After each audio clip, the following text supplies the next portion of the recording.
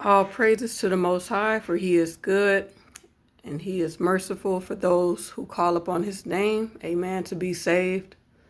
And greetings to you, my brothers and sisters in Yahushua.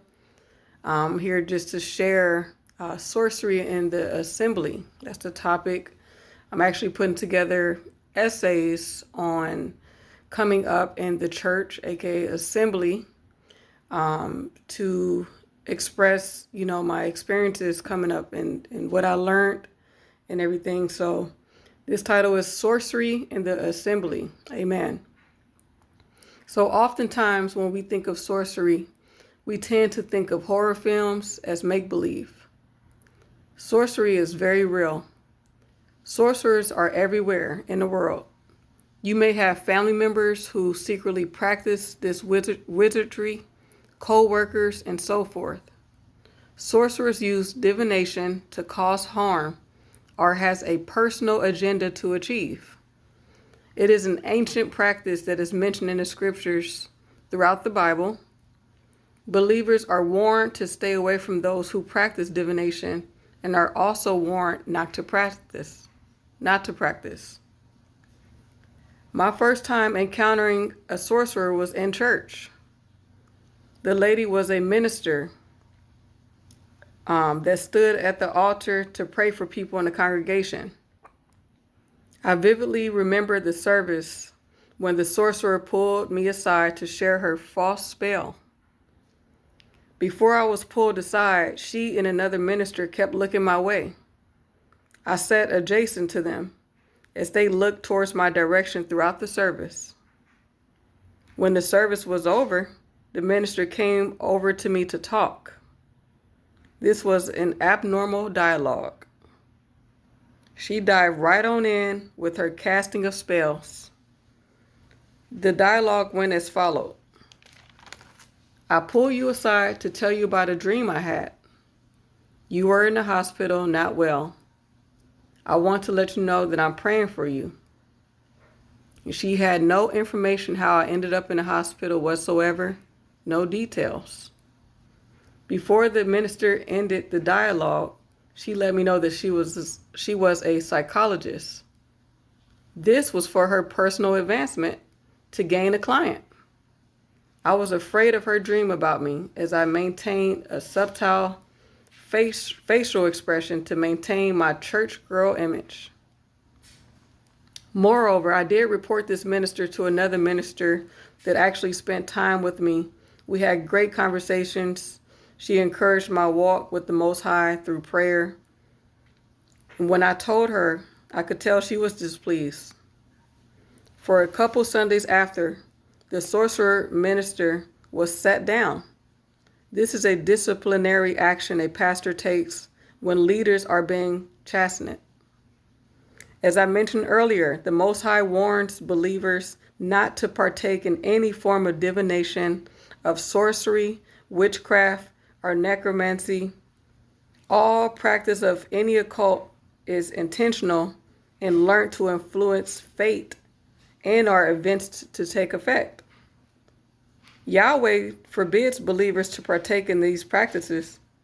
In Ezekiel chapter 13, verses 6 through 9, Yahushua declares, "They have seen vanity and lying divination, saying the Messiah saith, and the Messiah hath not sent them, and they have made others to hope that they would confirm the word.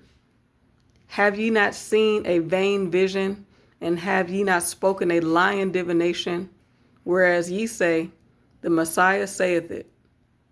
Albeit I have not spoken. Therefore, thus saith Yahweh, because you have spoken vanity and seen lies, therefore, behold, I am against you, saith Yahweh. And my hand shall be upon the prophets that see vanity and that divine lies.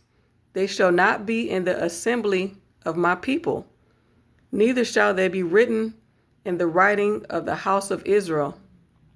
Neither shall they enter into the land of Israel, and ye shall know that I am the Messiah." See, this is just a few scriptures that Yahushua warned his people that he will be against you if you are into divination. He says, ye shall not be in the assembly of my people. Meanwhile, divination is being practiced in assemblies across the world all the time. The congregation has been bewitched by being bound under the strange doctrine of men.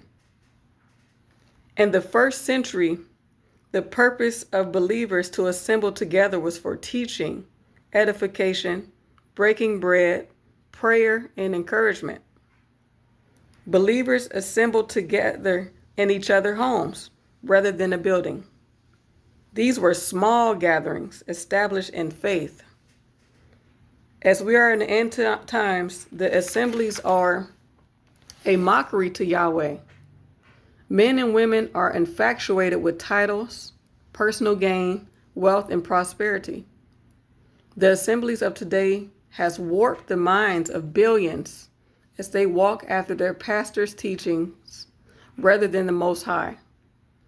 Religion does not save us. The only one who has the power to save us is Yahushua. And I share this in closing, that I really hope that that woman repented of her sins. That so-called minister that tried to use divination on me over my life. I truly pray that she repented of her sins, because as you can see in these few scriptures that I read, the Messiah takes divination and lying for personal gain very seriously. He says that these type of people should not assemble with his people. So if he's saying that, that means that people that practice divination, doesn't matter if you're a minister or not.